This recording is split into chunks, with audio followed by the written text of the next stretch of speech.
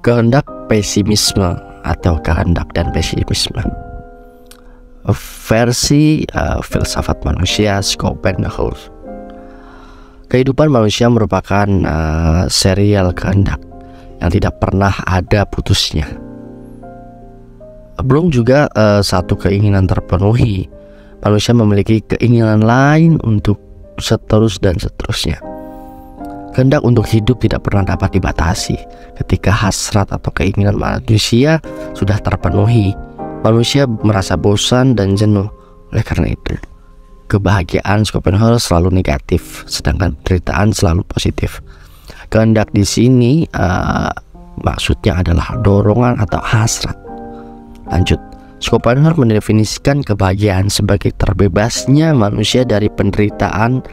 Kehendak yang semangatnya diambil dari ajaran Aristoteles dan etika Nicomache,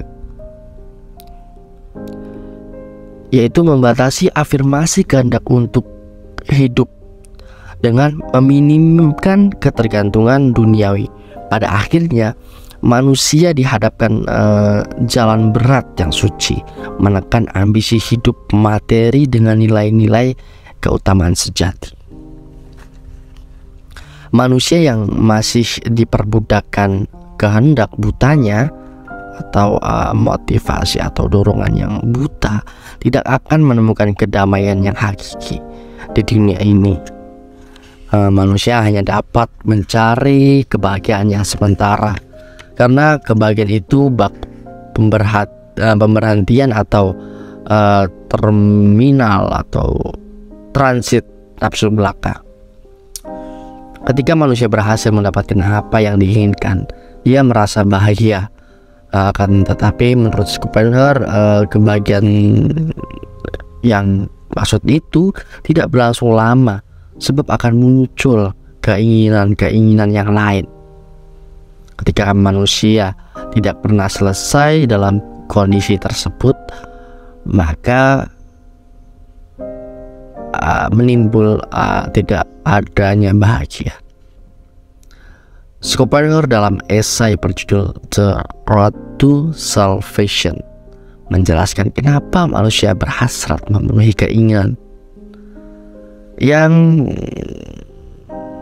dibilang kehendak butanya, diawali oleh salah asumsi.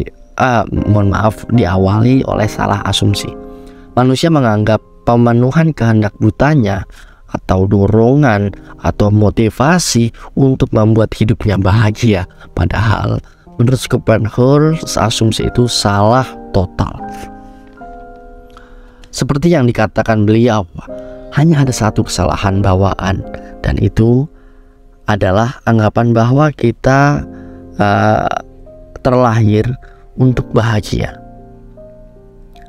Anggapan-anggapan itu sering atau ada berasal dari diri kita sendiri, karena itu juga bertepatan dengan keberadaan kita sendiri, dan seluruh keberadaan kita hanyalah prafase. Itu menurut Schopenhauer. Maksudnya apa? Contohnya seperti ini. Seseorang menghabiskan sebagian besar waktunya untuk mencari kesenangan dan kepuasan pribadi, foya-foya, membeli apa yang dia inginkan. Namun ketika dia memulai untuk membantu orang lain untuk berkontribusi positif bagi masyarakat atau keluarga di sekitarnya, dia merasa lebih puas daripada hanya fokus pada kebahagiaan pribadinya. Artinya, hidup bukan hanya tentang mencari kebahagiaan pribadi, tetapi juga tentang memberikan makna bagi keberadaan kita di dunia ini. Seperti itu. Jadi pada intinya adalah hidup kita bukan berarti soal mencari kebahagiaan individualisme saja.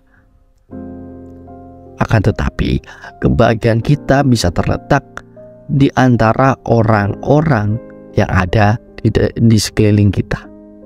Keluarga kah, kakak kah, adik kah, atau teman kah, atau saudara dan lain sebagainya. Seperti itu. Dan ketika kita menuruti hasrat pribadi atau kehendak buta untuk kebahagiaan individualisme, maka dapat dipastikan tidak akan ada habis seperti itu. Karena kita perlu ketahui bahwasanya kita hidup di dunia ini bukan untuk memenuhi hawa nafsu serta atau kebahagiaan kita pribadi saja,